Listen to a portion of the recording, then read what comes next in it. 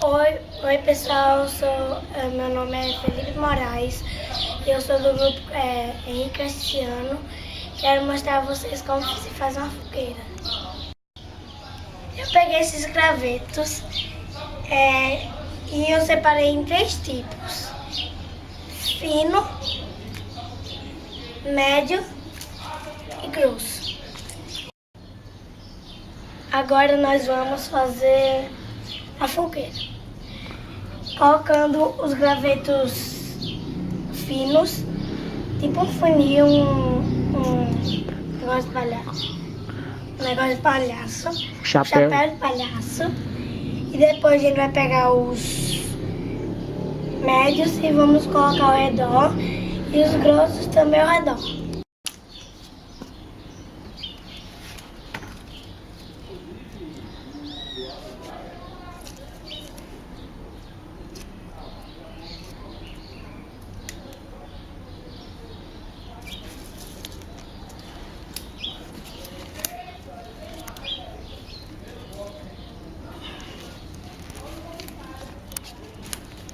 Para iniciar o fogo, a gente precisa de uma mecha.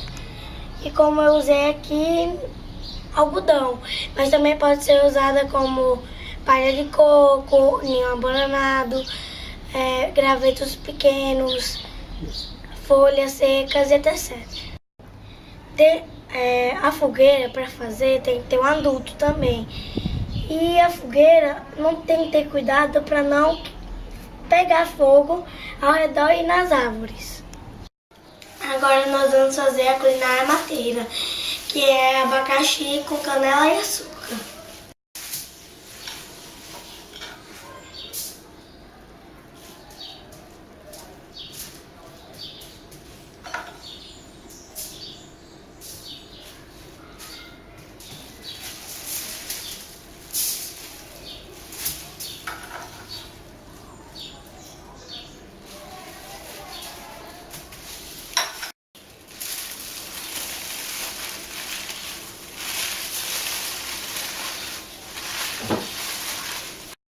Agora eu vou colocar.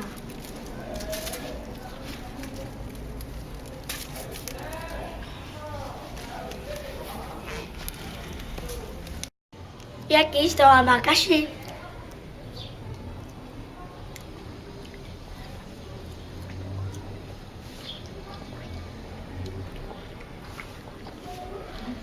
Muito bom. Para apagar a fogueira a gente usa terra e a água não, porque é um bem precioso.